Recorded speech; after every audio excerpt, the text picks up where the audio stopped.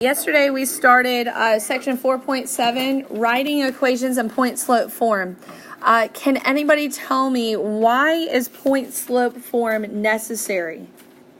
Why is it necessary? There's only one reason we have to use it, okay? Because in 4.6 we learned how to write equations, but sometimes I have to use point slope form. Does anybody remember why? You said what? Why do I have to use point slope form? There's something that's not there. There's something that's not in the information that I would need to write my equation. Not the slope. I can't tell what the y-intercept is. I can't tell. I don't have the 0 for x, okay? All right, so you need your 4.7 notes out. We're going to finish them up. Remember, guys, the formula. Let's say it together. Y minus y1 equals m times x minus x1. So we're going to say it again because you didn't all say it. Y minus y1 equals m times x minus x1. This is a formula you have to have memorized. Point slope is necessary when the information I have doesn't tell me the y-intercept. So in example 1 yesterday, and again, this is already in your notes, so please just look up on the screen. Okay, in example 1 yesterday, I took my ordered pairs and I made them my x1, y1. -6 was my x1 and 1 was my y1. So I said y minus 1, that's my y1, equals m, my slope, times x minus x1, double negative changes to a positive. All right, so to write in point slope is like the substitution without solving. Then I came over to example 2, and in example 2, it said to write the equation now in slope-intercept form. So now I have this information in the table, and I pulled out my ordered pairs from the table. All right, so let's see if I can pull it up. I pulled out my ordered pairs from the table. Where's my table? Oh, I can't find it. I'll just do it. Okay, I pulled out my ordered pairs, -110 and 2, 4. Okay, and what did you get for your slope when you subtracted those? You got m equals -2. So that's what I got when I subtracted them. Then I plugged it into my formula. I had to pick an ordered pair for my x1, y1. And I said y minus 10 equals -2 times x plus 1, because that ended up being a double negative. You guys remember this? Y'all looking along? -2x minus 2. And then what was my last step to solve for y, Micah? Yes, add 10 to both sides. Yes, don't add it to the x because it's not like terms. And then you have y equals -2x plus 8. All right, so I got m by doing my y2 minus y1. Okay, it should be in your notes from yesterday.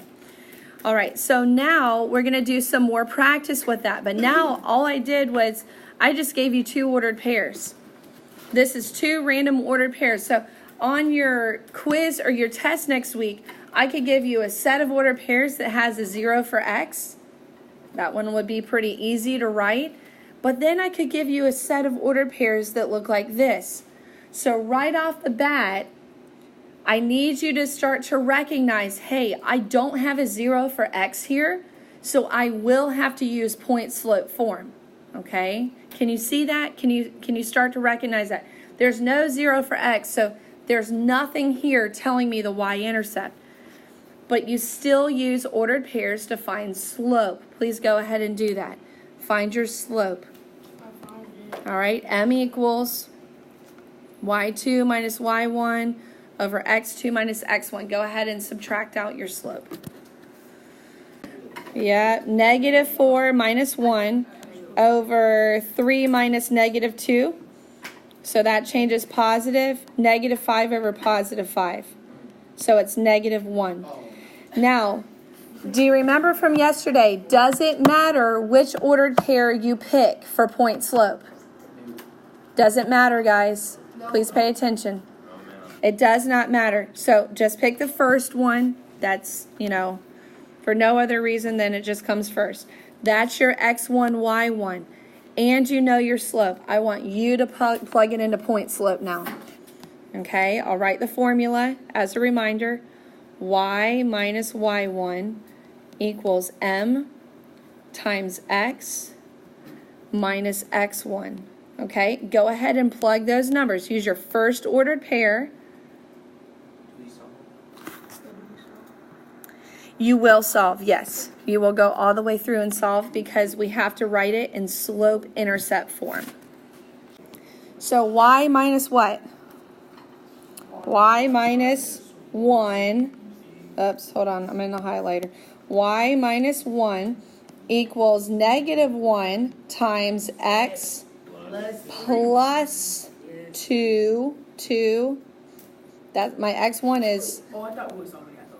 Okay. So now, but it's still not 3. Okay, so y minus 1 equals negative 1x minus 2. Do you see how I got this? I distributed. Did you guys distribute? Mm-hmm. Okay, so now there's just one more step to solve for y. Hold on, Miss. The x1 was negative. No, it's negative. Right, it was negative, but when it's minus a negative, it would change to a positive. Okay, so I would do minus x minus negative 2, which made it x plus 2. Okay, what's my last step? Add 1 to both sides. Add 1, and negative 2 plus 1, y equals negative 1x minus 1. Okay, if you missed it, are you seeing where you missed it? What are my questions? You got it right? Anybody get it right? Okay. I'm struggling for how you got the x plus 2 and then you switched to negative 1 minus 2. Because it's negative 1, it's negative 2, you got it all right. So. Okay, example 3. A couple things that I'm hoping that you can practice and start being able to pull out on your own. When I'm reading you this problem, I want you to tell me what the rate is. The rate, okay, is the speed of something, or in one of your homework questions, something was growing like 8 inches per year. So that's what we're looking for our M value. It says you finished parasailing and are being pulled back to the boat. After 2 seconds, you are 25 feet above the boat. At what height were you parasailing? So look at the image to the left on the screen. Okay, what between those 3 values that you see there, what do you think is the rate? 10 seconds, 10 feet per second. That's how fast you're descending. That is a rate, 10 feet per second.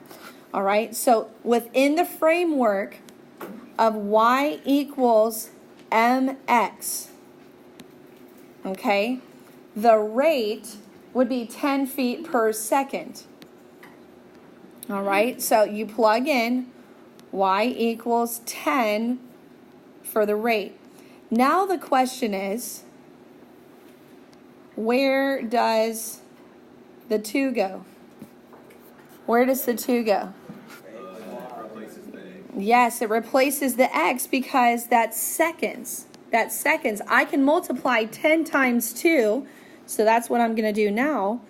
Y equals 10 times 2. That's what you're doing when you do this mental math, but here's how you would show it in an equation. So y, which is my feet, my height, would be 20 feet, okay? But that's not my answer. That just tells me how much I have already descended.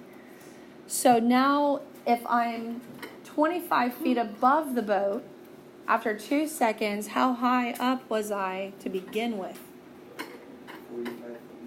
8. Okay? If I'm 25 feet now, hold on. If I'm 25 feet now and I know that I've already, according to my rate, descended 20 feet, my original height was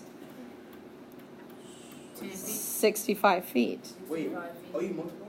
I didn't multiply, I added them. I'm sorry, 45. 45. Sorry. I was thinking something different.